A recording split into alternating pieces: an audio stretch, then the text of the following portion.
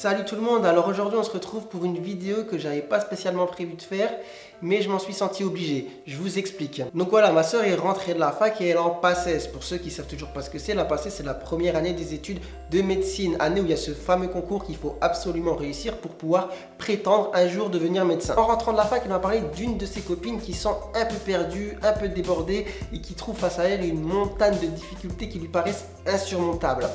Et devant toutes ces inquiétudes, elle a évoqué l'idée d'abandonner. Et je pense pas que ce soit un cas isolé. Et d'ailleurs, je pense même que c'est très généralisable à toutes les autres filières et n'importe quelle autre activité en dehors des études dans lesquelles on a un objectif précis, mais entre cet objectif et nous, qu'est-ce qui se passe? Il y a une montagne de difficultés qui s'impose entre nous et lui. Alors dans cette situation, sentiment humain oblige, qu'est-ce qui nous traverse l'esprit? Bah voilà, l'idée d'abandonner tout simplement. Du coup, j'ai envie d'adresser un petit message à toutes ces personnes qui sont concernées par l'idée d'arrêter du fait que de grandes difficultés surviennent entre elles et leur objectif. Alors quand vous avez envie d'arrêter, souvenez-vous tout simplement de pourquoi vous avez commencé. Si vous êtes déterminé, vous ne devez pas laisser le doute vous dévier de votre chemin.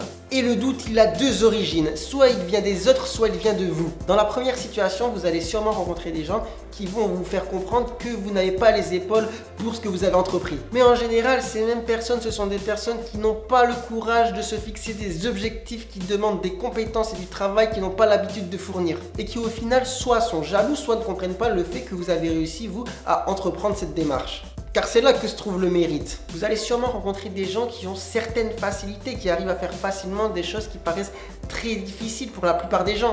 Mais là où ça devient intéressant, c'est quand vous fixez des objectifs justement qui paraissent limite infaisables, qui demandent de vous fournir des efforts hors normes. Car il n'y a rien d'incroyable à réussir quelque chose qui nous paraît facile. Si je prends un exemple tout bête, par exemple celui de la musculation, si sur le banc de développé couché vous voyez un homme d'1m90, 85 kg soulever une barre de 90 kg, ok 90 kg c'est beaucoup, mais bon, est-ce que c'est incroyable? Au contraire, si vous voyez un mec d'1m65, 70 kg qui soulève la barre, là vous vous dites il n'est pas arrivé comme ça du jour au lendemain. Il a fourni du temps, du travail, de la patience, et voilà, il y est arrivé, et là c'est impressionnant. Donc voilà, premièrement, n'écoutez pas ce que disent les gens. Soyez fiers de vous être fixé un objectif qui paraît assez surprenant et gardez le cap. Et nourrissez-vous des critiques et de ce que disent les gens comme une source de motivation. Deuxièmement, le doute, il vient de vous.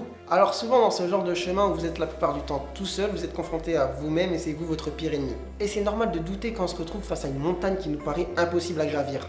Surtout quand on n'a pas l'habitude de l'escalade. Mais c'est ça la vie, il faut un début à tout, alors vous allez prendre vos chaussures d'alpiniste et vous allez les enfiler. Et ensuite vous allez commencer votre ascension.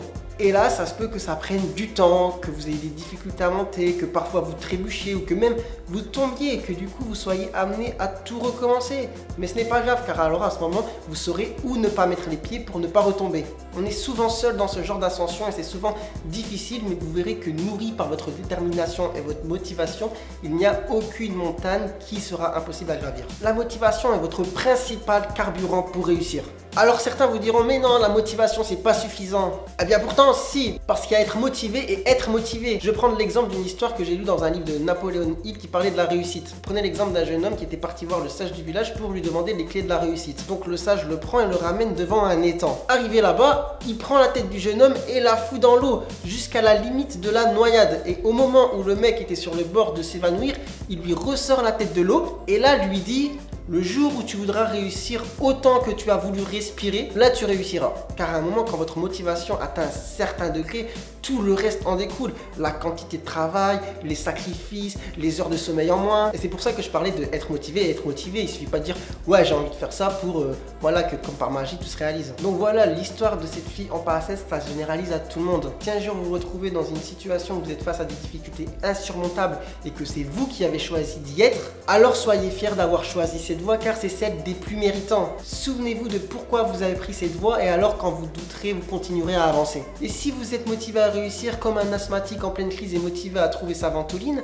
alors vous trouverez votre ventoline et vous réussirez. Alors surtout, n'abandonnez pas.